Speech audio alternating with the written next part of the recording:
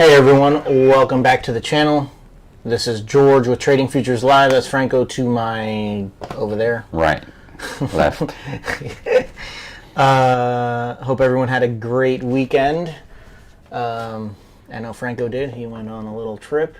But pre-market analysis for today, July 25th, 2022. Let's go ahead and get right into it. I was kind of out of it this weekend, so I'm not really sure if there was much in the news this weekend from the markets. It doesn't really look like it because there wasn't very much movement in the charts overnight. If we take a look at the news this week, we've got nothing really going on today. Some Euro news earlier this morning. Nothing going on today. Then we do have consumer confidence tomorrow at 10 a.m. along with manufacturing index and new home sales, all of that at 10 a.m. So we can expect to see some movement hopefully tomorrow around 10 a.m. But for sure, the big news on the week, federal funds rate on Wednesday, 2 p.m. We do have some pending home sales and other news earlier in the day that we're going to need to be aware of. But the big news on the week, federal funds rate at 2 p.m. and then the press conference afterwards. We'll see if they only do the 75 basis points or they go full 100 basis points. Yet to be determined. And then more news even on Thursday. We have some GDP news coming out quarter over quarter. We were negative territory last quarter. 2 consecutive quarters means it's a recession of 2 consecutive quarters of negative GDP numbers is officially a recession. So we'll have some unemployment claims, but big news at 8:30 in the morning on Thursday. And even some additional news, core PCE price index month over month on Friday. So nothing really going on in the news today, but we certainly have a full week starting tomorrow.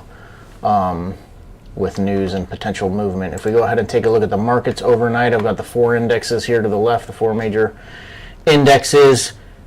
All 4 are above Friday's close.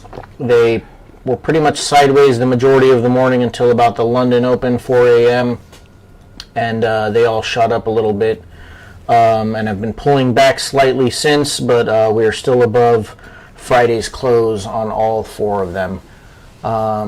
The VIX popped up as well, so that's not in line necessarily with what the markets are doing, but it did gap up, but it is dropping slightly, but we are above Friday's close on the VIX as well.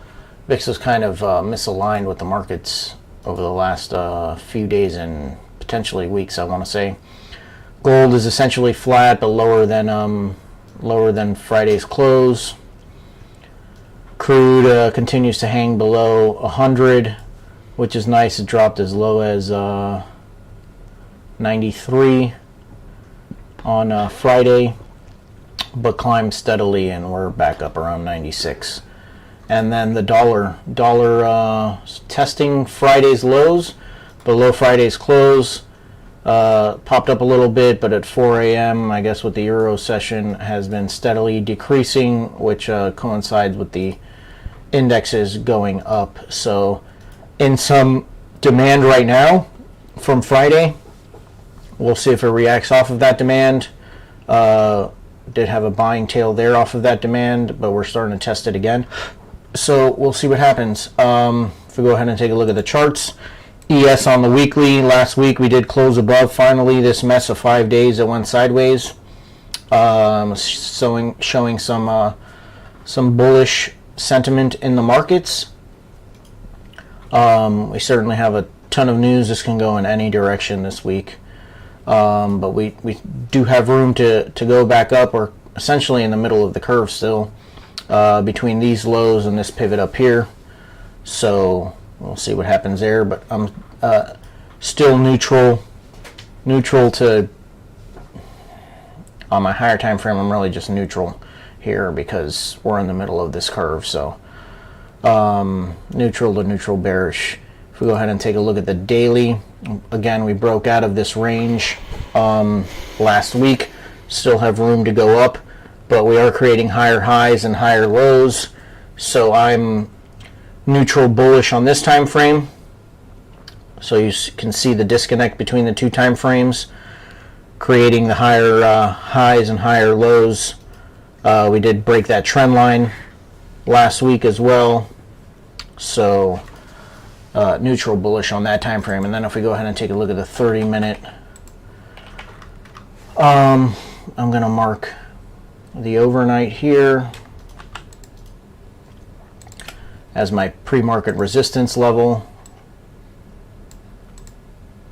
I have these highs as well as these highs over here. I've got some support and then some support down here at the overnight low and then Friday's low.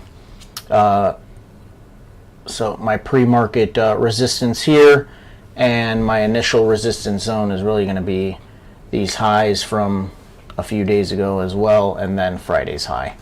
So those are going to be my levels right now that I'm going to be taking a look at.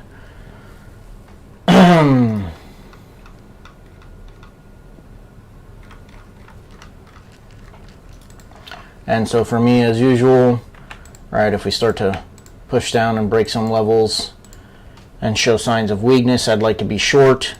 If we start to get rejected off of these levels, though, we're going to look to get long.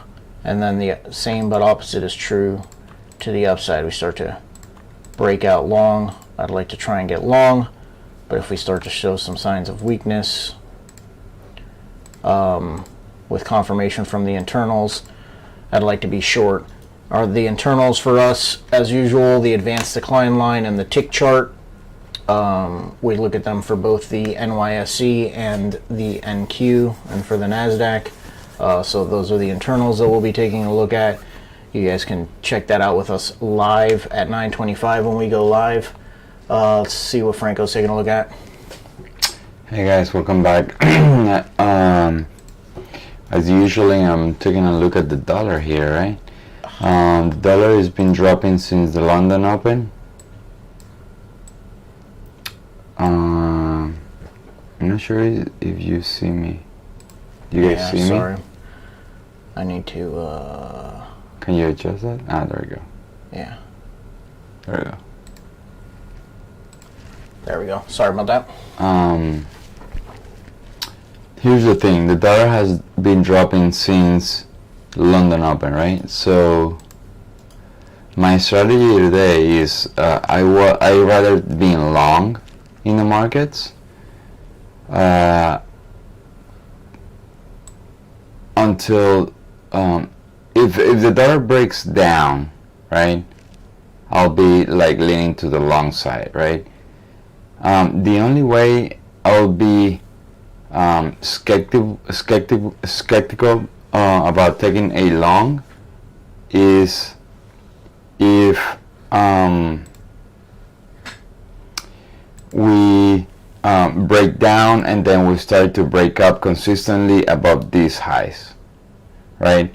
Above these highs, I will still look for longs, but if the dollar keeps going up and up and up, I will just look for shorts. But I don't think it's a very likely scenario given the daily chart. The daily chart looks very, very bearish. Also, bonds are dropping. When the dollar and bonds correlate, they tend to trend, right? When they're going in the same direction, they tend to keep the same direction for the day. So I would rather going long in the markets, right? Depending on what the dollar do. But the dollar hasn't broken Friday's low, right? It's very indecisive. Even though it's dropping today, it's not dropping too much. It might stay in this range for a few days till Wednesday that we have the Fed meeting. So it's very, very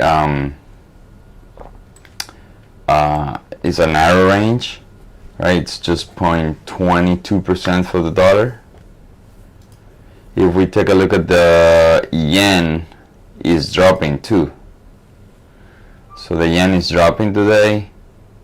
It has this drop-based rally here, this demand, which has been holding for the last few weeks since June, but the overall trend in the yen is certainly negative. So today is a tricky day. Till we break this low, we cannot like have a accurate setup in the yen, right? What about the bond yields? The bond yields, if you see the bond chart, is a very bullish environment. It double bottom, right? The 10-year double bottom here, and this is the double bottom.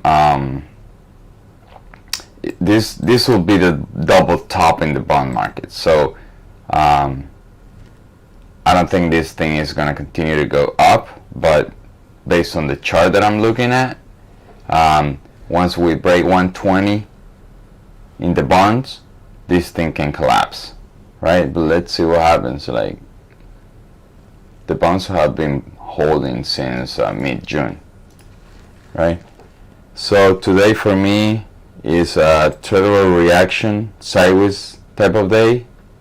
If we start to trend in the dollar, then yes, I will look for pullback continuations on NQ. But for now, tradable reactions depending on what the internals are saying.